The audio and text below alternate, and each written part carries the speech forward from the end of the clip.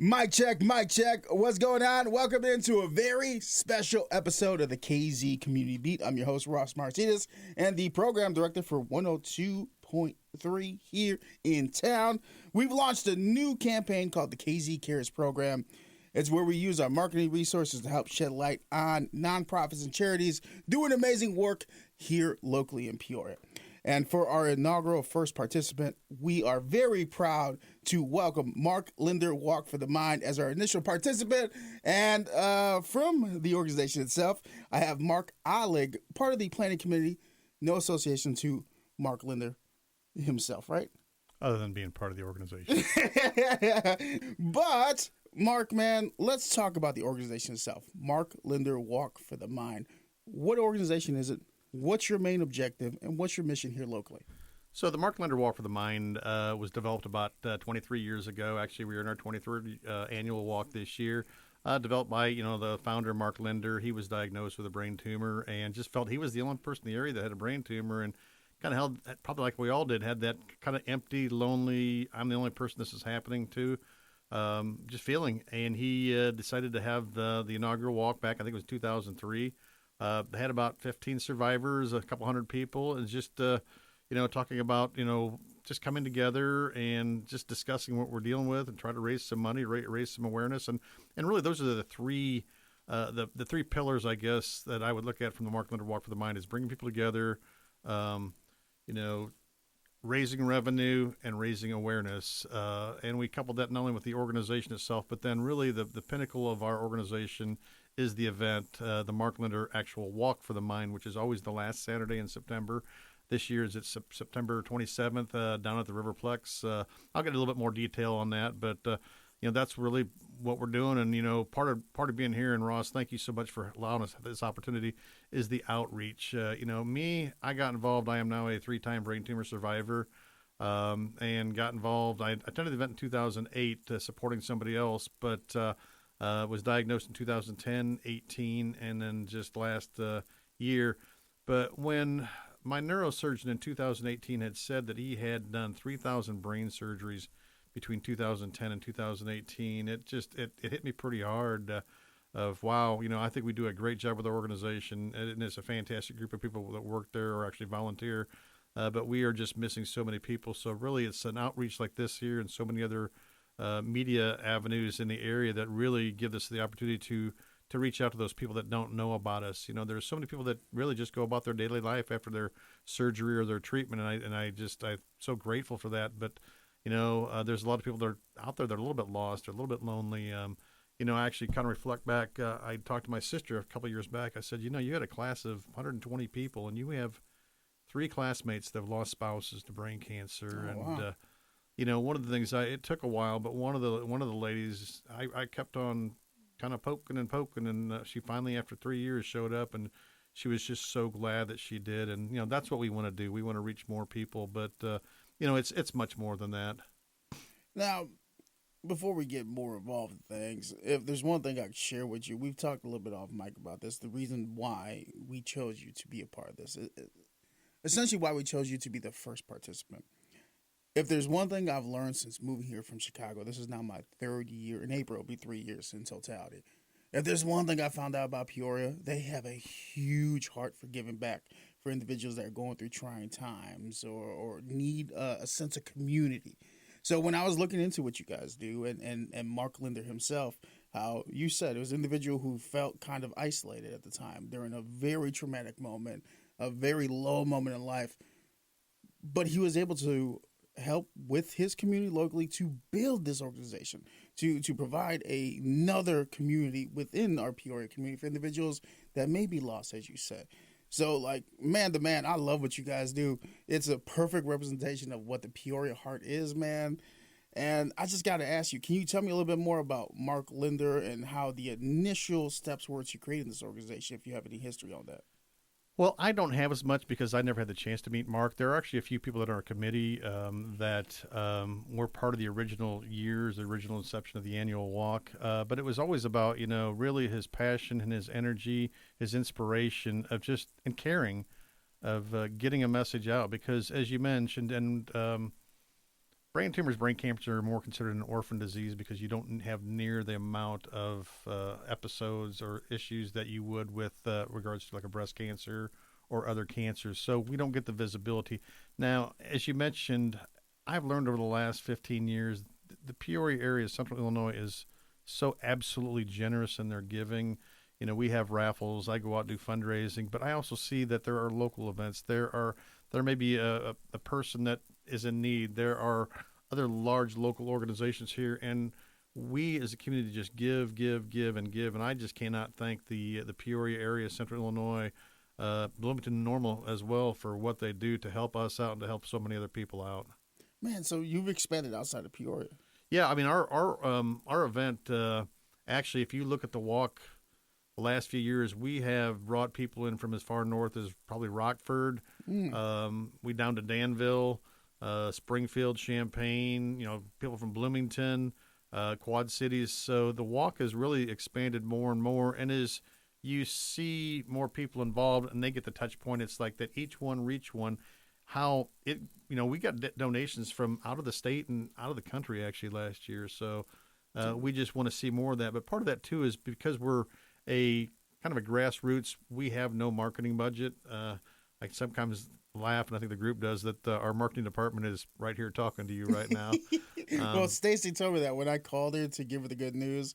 Well, first shout out to Vicky. Vicky's the one who put the submission form in, and I called her first. So I talked to Stacy. Stacy's the head of the board. I'm like, all right. So I called Stacy. She's like, thank you. I love this. This means a lot. I'm a fan of the station.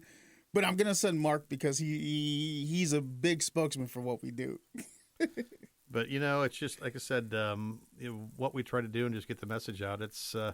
It takes a lot, and you know, there are so many people that don't know who we are, and you know, why would you give to an organization if you don't know who they are? Mm-hmm. But one thing I've realized too is that there are so many people that have been impacted by brain tumors and brain cancer, whether it's a neighbor, a friend, a relative, a coworker. You know, I think we've got a pretty good message. You know, one of the key messages is that, you know, in the last 10 years, we've probably raised over $1 million, and all that money stays local here to the University of Illinois College of Medicine here in Peoria for brain tumor research. And, you know, Dr. Kieran Valpula, he's heading up the research. Dr. Andrew Sung is kind of overseeing both I and the research, but they just did a phenomenal job. You know, and what's even better yet is that, you know, we're seeing some successes out of that. You know, a year and a half ago, 2 years ago, when I got a text from Dr. Valpula saying, hey, can you come to our office? And then he introduced to us, our group, that he had developed a compound that had some positive results with glioblastoma, GBM, which is the, you know, deadliest of brain cancers. You know, he determined that, and he was working to develop some compounds now for first stage, you know, intervention with an actual patient, which actually started happening, I believe, last July or August. So the fact that's happening in Peoria, and the fact that we and other groups are a very, very important part of the funding and the awareness on that, it really inspires us. And you know, one of our taglines that we use at the Mark Linder Walk for the Mind is sharing hope, and that is the hope we've been all wanting and asking. Now, that doesn't mean we're there. I mean, when you look at, you know, in the history of developing drugs, I mean, there's a lot of long shots, and it takes a lot, and you got everything right. But boy, I tell you, we feel pretty proud, and we feel that we're on the right track. And kudos to Dr. Valpula and his team for what they're doing.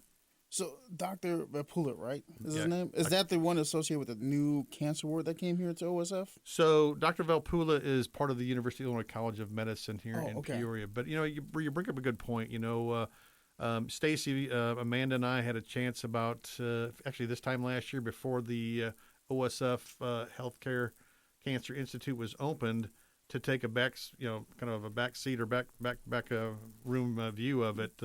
Ryan Luganbill did a great job explaining it to it. And like I said to him, I said, you should be on the TV every day, because he took a very high technical, high medical, you know, communication and just brought it, you know, simplified it so we could all layman's terms. So we could all understand it. But you know, when I look at the OSF Healthcare Cancer Institute, I look at the Illinois Neurological Institute, I look at Illinois Cancer Care, Illinois Cancer Center. There are just so many organizations in this area that are working together to really help the community out. And I think that's the biggest thing. You know, if you're diagnosed, I don't care what kind of cancer or tumor it is, there are some just great medical facilities and medical staff here in the area that can, get you heading in the right direction. We as the Mark Linder Walk for the Mind, as I mentioned, it's the outreach, bringing people together, awareness, and then raise the revenue. Our event is really about that outreach. It's just so amazing, when you're at our walk in September and you see these families who've lost a loved one or just been diagnosed, and they're all there sharing a laugh, sharing a cry, going on that 1 mile walk, holding hands, just bonding together, as we talked before, if you have a heart attack, breast cancer, pancreatic cancer, I'm not demeaning any of those, but you kind of have a pinpoint of where something is. But when it's a brain tumor, brain cancer, once you've seen one, and it really depends on where it is in your brain, the size of it, the type. There's so variant levels of it. I mean, and so if somebody asked me, first of all, kind of what kind is it, and kind of try to just guide them, and I'll always use that comment of I'm not a medical expert. So. Oh yeah, always have to put the disclaimer out there. Brother. There you go. That's the word I was looking for. Disclaimer. But I got to ask you this, man, because there's an interesting story here also. As you stated a little bit earlier that you're a survivor three times over, right? And off the mic, we were talking about how the first time you went to the walk itself, you were just a participant. You were there just in support. Yep. So how has your view kind of adapted and changed since one, walking in as just a supporter, to now being a valued member of the actual organization, who is also helping to use his resources to grow the organization? Yeah, I think, the first time, because I didn't know what it was, you're just kind of there supporting a person. And you're listening, but you're really not completely understanding, because maybe it hasn't really directly hit me or impacted me. But I'll tell you what, in 2010, when I was diagnosed and I went that first one, I'll tell you, it's emotional. It is hugely emotional. But the other side of it, too, is once I was diagnosed, and I couldn't call up our chairperson fast enough and say, how can I help out, and get involved. And, I can't say enough, and kudos to the entire organization.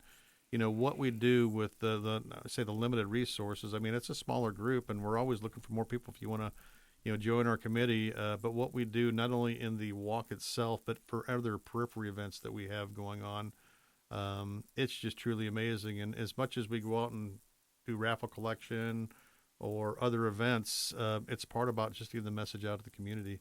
And I don't think there's one person that does more than others. I mean, it's just a group that we come together and we get it done. Now, I'm glad you brought up the group. Can we talk about some of the shining stars within the organization to help push it forward? Who are some of the people behind the scenes that, as a first-timer who's not aware of your committee, who stands on that board that is propelling this initiative forward, this organization, to reach new levels of support and community growth here locally? I think, you look at the leadership of Stacy, and then trying to, make sure everybody's kind of staying in line as far as what we're trying to achieve, staying on message. And that's one thing that's very important, with the three pillars of what we're trying to do is make sure that we stay on message. Now, I'm not going to name names because I'll probably forget a few names and probably get myself in trouble. But, between, setting up the Facebook accounts or our online registrations, just general registrations, the other events that we do, the finance side of it, the electronic, the digital. And, what's pretty amazing out of this group is that we're not experts in this. We're kind of learn as we go. And like you and I talked about earlier about, your systems here. Mm-hmm. You do the best with what you have, because, we don't have a budget to go spend $10,000 for this. Yeah. But we, the other side of it too, from a marketing aspect, we've got some fantastic people. I'm going to go ahead and give a shout out right now to Vermeer Midwest. They have been a great sponsor and partner to us and what they've done over the last few years. It's relying on people like that and the donations of people that just make it happen. But, I could look at, 15, 20 people that just are stellar parts of our organization, just giving, and it's all volunteer time. Over the years, how long have you been a part of it again? So I joined in 2010, so I guess we're looking at 15 years now. 15 years. So I'm I'm positive. I imagine you've seen some very powerful moments over the years. Is there a story or two that stick out with you? Something that really shows the impact of what you've been able to do as an organization?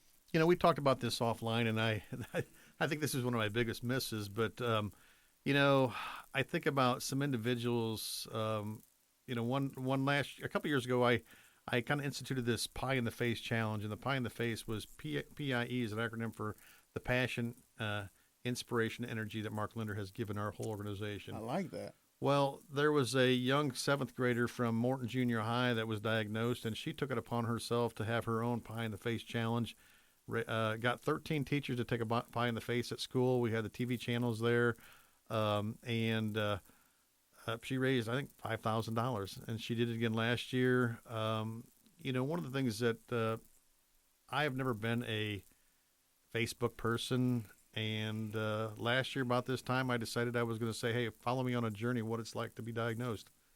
I just wanted to get the message out so people maybe want to join an organization or think about that, or just understand that we're out there. And, 2 weeks later, I got diagnosed again, so it really put an emphasis on what I wanted to do. So I started doing some videos on what it's like to be diagnosed, all the great resources in the area here. OSF did a fantastic job of letting me videotape my MRIs, my radiation treatments. The nurses did a great job explaining what was going to go on. And as I did these videos, right before I went in for one of my treatments, there was a girl. I was explaining to one of the ladies, well, actually Vicky, about my videos and what was going on, and trying to explain everything. And I'm going to put this together. And there was a young lady behind me, and she says, "Is that you speaking?" I said, "Yeah." "Well, what are you doing?" I said, "Well, I was just diagnosed for the third time with a brain tumor, and I just want to try to explain what people go through." And she just tears just start pouring out of her eyes, and she's like, "I was just re-diagnosed or just diagnosed with a brain tumor." So it kind of, we have gelled, had some really good conversations since then. But truly, the most inspirational, without a doubt, I guess, activity, opportunity, or situation is at our walk. Every year, and I'll get into some of the details of what goes on at the event, but at the end of the event, there is a survivor picture. So all the survivors stand on the steps. There's a lot of photo ops, playing songs, sharing hope. But then the survivors walk down the steps, and they lead the walk down the river.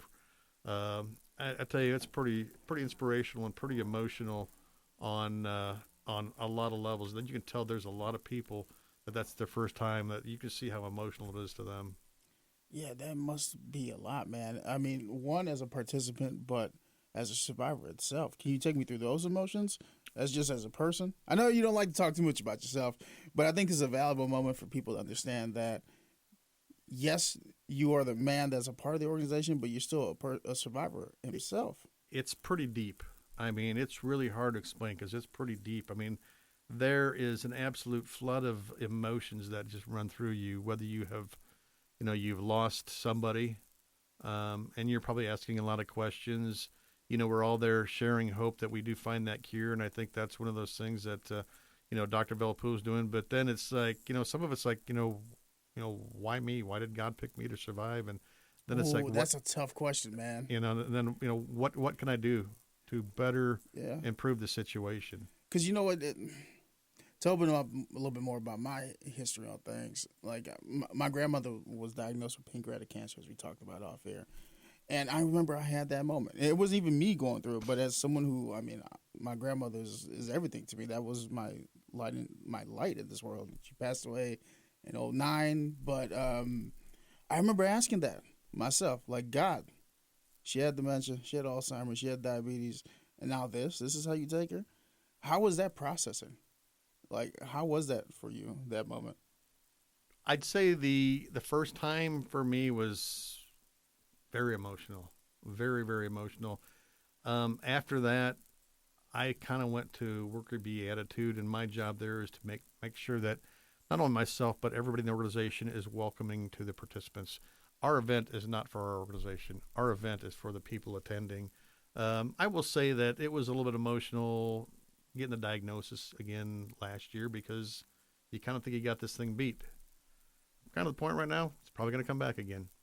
Yeah, it is what it is, And you live with that. That's just something you carry with you. Yeah. What are there also? And let's put the caveat of we're not medical experts here.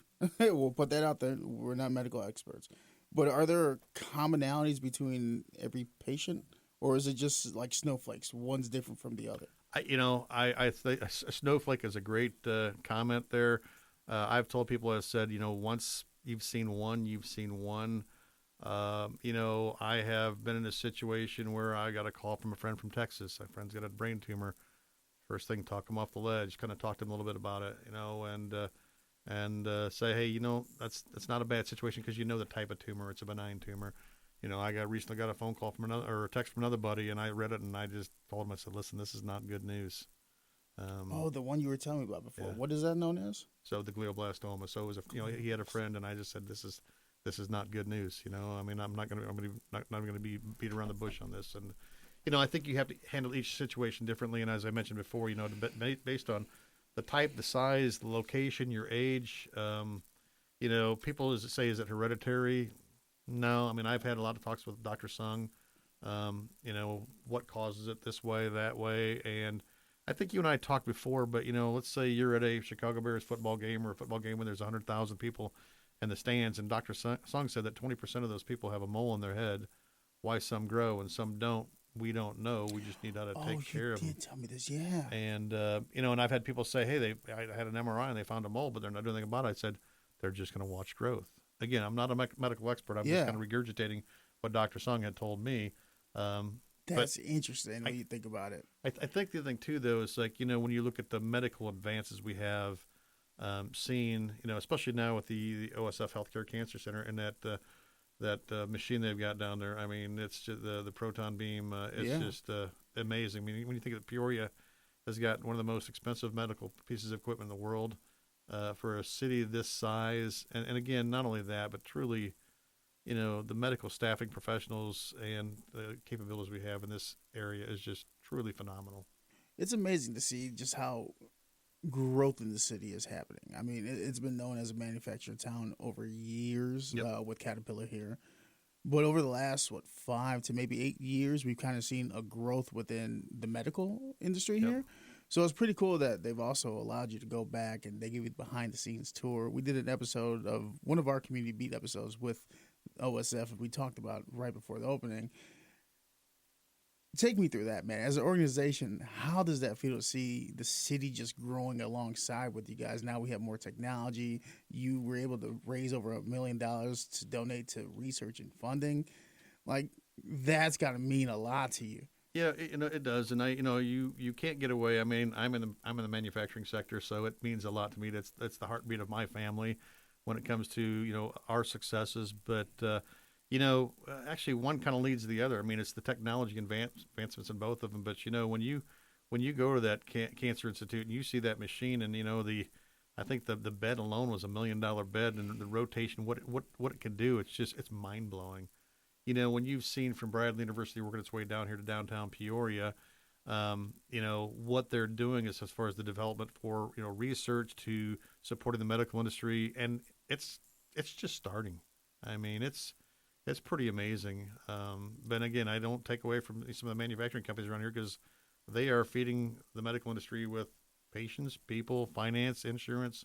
Yeah. I mean, it all works hand in hand. And to me, this is, again, kind of goes back to the community, how we all work together. And you've probably learned that this is a small town. I mean, there may be 150, 200,000 people in the area, but it is a small town. Everybody knows everybody. Yeah. And everybody tends to work together.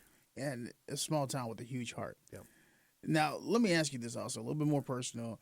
For someone that's never walked a mile in your shoes, for you specifically, how was that with the symptoms? I know I'm not aware of anything when it comes to brain tumors and symptoms of what you have to live with, but can you inform us a little bit of what life was like initially before you beat it? I just had some motor skill issues that had been perking up for about 2 months, and finally got to the point that something happened. It was just kind of odd, and I'm like, okay, it's time to go to the hospital. And basically, I went to the hospital, and they spent a half day testing, and then couldn't find anything, and finally did an MRI, and found the tumor, and I didn't really have a lot of chance to react.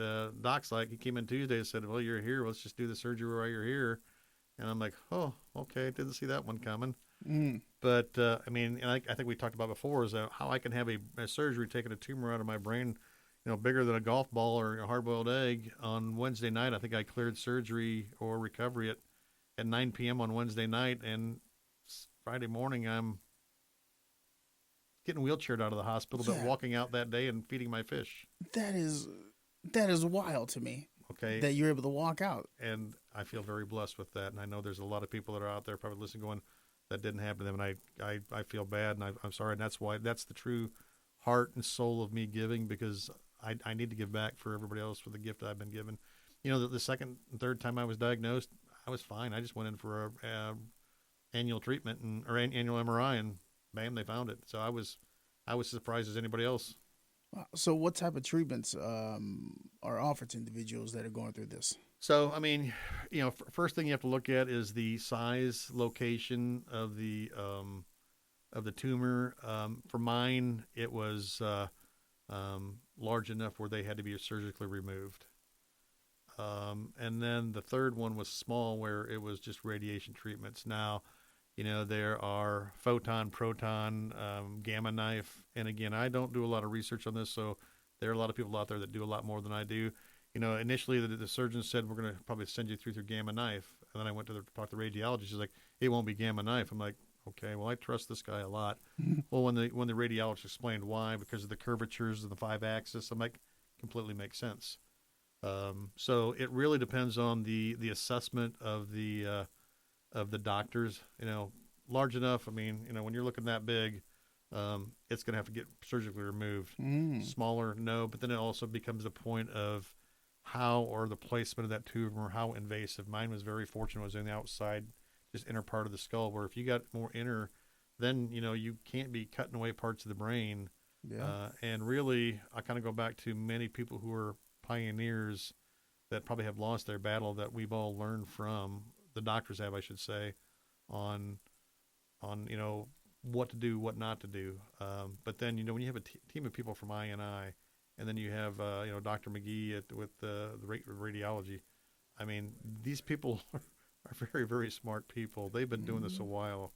Back to, I can't say it enough, is how blessed we are. And the comfort level I have with those teams, and I think everybody does. I know we've talked a little bit about the walk itself, but it's just when Dr. Velpula or Dr. Sung are at our walk, good luck talking to them. And I don't mean that in a bad way. The line is long, because not only are they what I call elite doctors in the research and the surgeries they do, but their bedside manners, their human skills are just fantastic.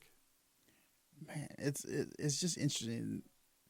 This is a life I haven't lived, man. To hear this journey and to see individuals who took moments that were life breaking in a way, able to turn around and use it for good, use it to empower the community and provide other individuals that are going through stuff like this Yeah. a safe zone. That is amazing to me. And that's where, we want to encourage or enrich or enhance that safe zone with the amount of people.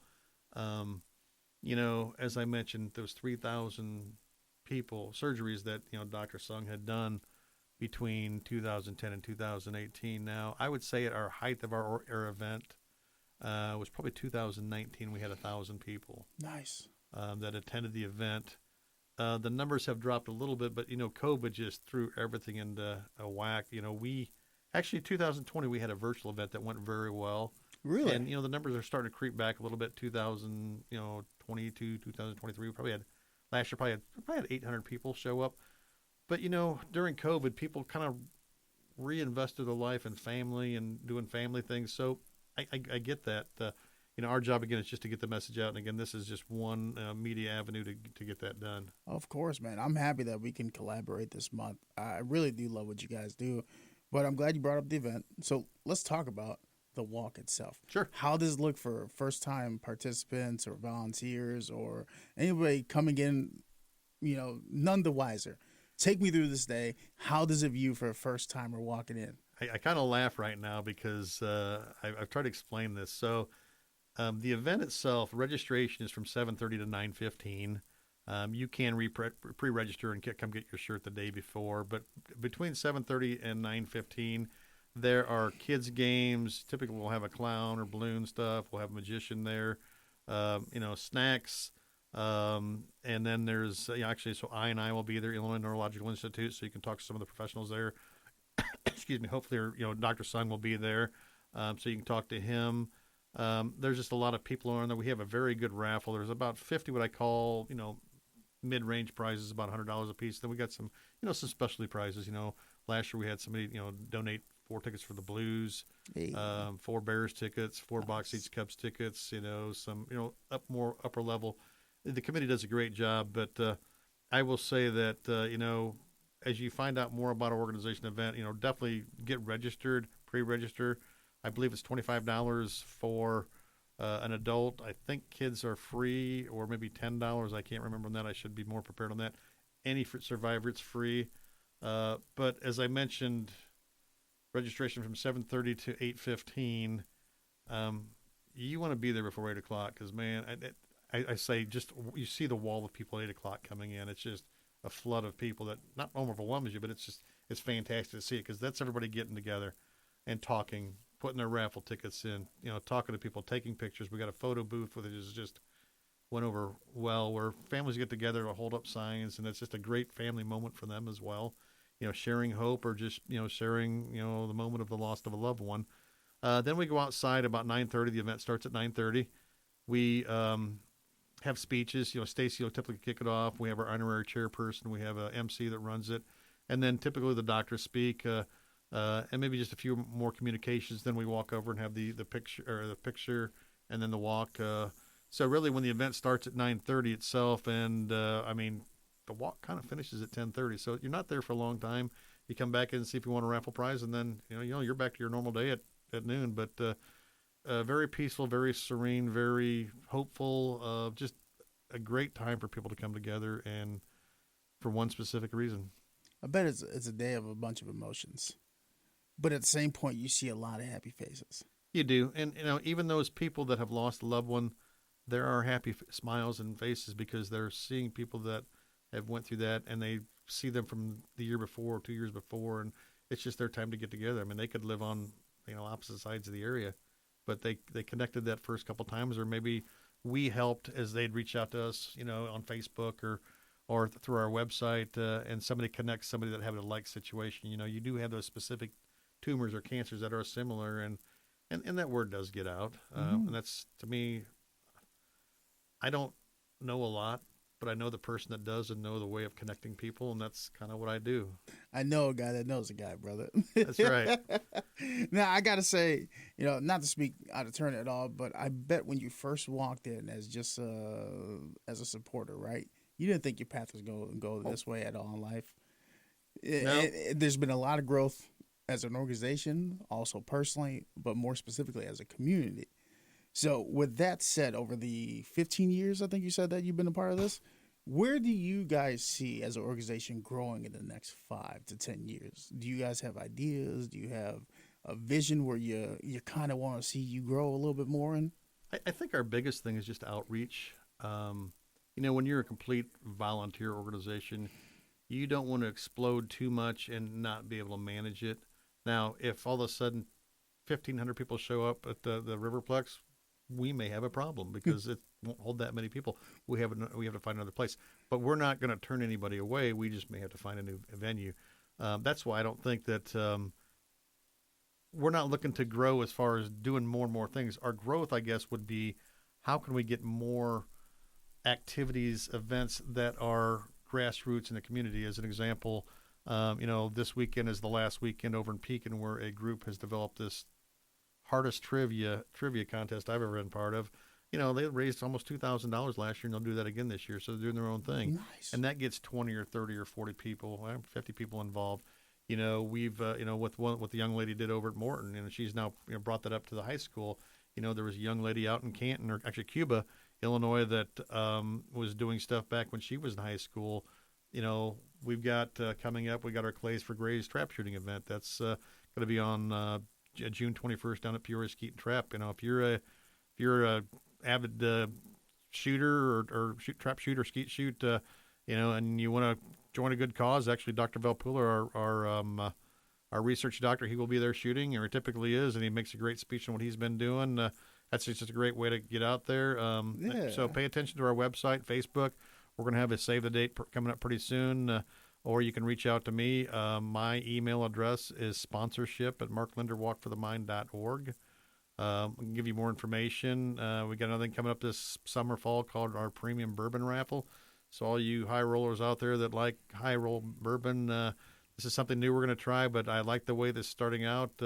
Again, more information on our website, and that is marklinderwalkforthemind.org. Just a good way to, again, target a different audience and get the message out. I can't say enough for the generosity of this area when it comes to raffle collections and also a lot of donations and sponsorship. Again, so many great people. If you want to be included in that, again, reach out to me at sponsorship@marklinderwalkforthemind.org. If you want other information or want to do an event, fundraisers with an S at marklinderwalkforthemind.org. You can get a hold of Stacy at chair@marklinderwalkforthemind.org or Amanda at marklinderwalkforthemind.org. She kind of is our behind-the-scenes go-to person that makes sure everything's going the right way. Now, I got to ask you, man, on a personal level, what does it mean to you to be a part of the Mark Linder Walk for the Mind? I guess, the one word I would say is just fulfilling. Yeah. I think God put me here for a purpose. And to your point, 2008, I just showed up. And maybe, I shouldn't even say that, because when I had my first tumor removed, Doc said that probably inside me for 15 to 18 years growing. So it was already there. And that was just God's plan to say, hey, I'm going to. 15 years it was growing? Kind of crazy. Oh, my God, man. God works in very mysterious ways. He's, for who you were individually on your own, right? We talked about off mic how, farm boy, born and raised, gave back to his community, manufacturing, good man for the community. You had this in the back, poor lack of words, back of the head. You go to this event just in support. Next thing you know, you're here as a spokesman for them. And you guys have been doing so much good. The amount of money you were able to raise is one thing, but the lives you've been able to impact positively. You have individuals in grade school and high school hosting their own events that are going through a bad time, but able to give back to the overall community of Mark Linder Walk for the Mind. That's amazing, man. If there's one thing you want people to take away from this conversation today, what would that be? If you're struggling, if you're diagnosed, just reach out to us. We're not, I got to be honest, everything that we raise goes for research. That was Mark's passion. That's Stacy's passion. That's our passion as an organization. So we're not out there funding anybody. We're there to kind of hold your hand through this, let you know that you're not alone. But we want you to be there with us. I think the other thing, too, is just, again, a big thank you to the community for what they have done to support us. But if you know somebody who's been impacted or somebody who just wants to help out, reach out, because the more that we receive or take in, the more that we can do to not only help the community with people who are diagnosed, but with the funding of the research as well. And we're not going to stop. We're going to keep going and keep going and keep going. Dude, that's awesome, man. Yeah, I do love seeing these stories of community members just using the resources to just give back and help the community grow. Because we're stronger united than we are divided, man. So absolutely, it's amazing to see this. I am very ecstatic to have you guys as part of the initial participants of the KZ Cares program. Just getting the message out, the great things you guys are doing, carry on the legacy of Mark Linder himself. Like, I really do respect what you guys are doing over there. So thank you for being a part of this. Thank you for doing all the hard work. It is hard work. It's all volunteer, but look at the impact you'll be able to make over the years. Well, the big thank you really goes out to the entire team. I guess I'm the spokesperson here, and I know you and I have had more dialogue, and I don't like to make this about me, but I can only convey my personal aspects. But everyone on that committee has a story of why they're there, a loss of a loved one, being diagnosed, being re-diagnosed. I mean, it's just amazing the absolute give that entire organization, committee, subcommittees do. And to me, it is getting stronger. And I did talk to a cousin one time, and he mentioned after COVID, a lot of nonprofits have struggled, and I think we're getting stronger. I love that, man. I love that. Before we wrap up, I always like to ask individuals that come onto this podcast. These episodes are collections, they're stories of individuals and organizations doing amazing things. And I always ask the person sitting in front of me, how would you like to be remembered? If there was a gold nugget from each story, what would you like that to be? But in this case, for the KZ Cares program, for individuals just coming across your organization for the first time, how do you want them to remember you guys and what you do at Mark Linder Walk for the Mind? I'd say an organization that cares about the people that show up, an organization that wants to reach out to more people, an organization that's very passionate about what we're doing, especially with the funding and the research that Dr. Velpool is doing. It's just really it's about the community, because without the community we're nothing, and it's our job to give back to the community. I love that, man.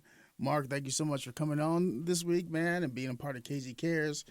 For anybody listening, we would like to just, again, welcome Mark Linder Walk for the Mind for the KZ Cares program. It's our initiative this year where we're using our marketing resources to spotlight and help get the message out of organizations doing amazing work here locally. So that's Mark Olig, part of the planning committee of the Mark Linder Walk for the Mind. Mark, thank you so much, man. I do appreciate you being here, man. Ross, thank you, man. It's great to be the inaugural organization and just being part of this. Yes. And for more information, go to kz123.com, or where can they go directly for Mark Linder? So, again, you can go to marklinderwalkforthemind.org is our website. And you can find us on Facebook. Like us on Facebook. Follow us on Facebook. Reach out to, as I mentioned before, Amanda at marklinderwalkforthemind.org. Chair at marklinderwalkforthemind.org. Sponsorship at marklinderwalkforthemind.org. And fundraisers at marklinderwalkforthemind.org. You'll see our signs, our banners around. Just feel free to reach out in any way that you can. All right. With that, we'll see you at the walk. Thank you, sir.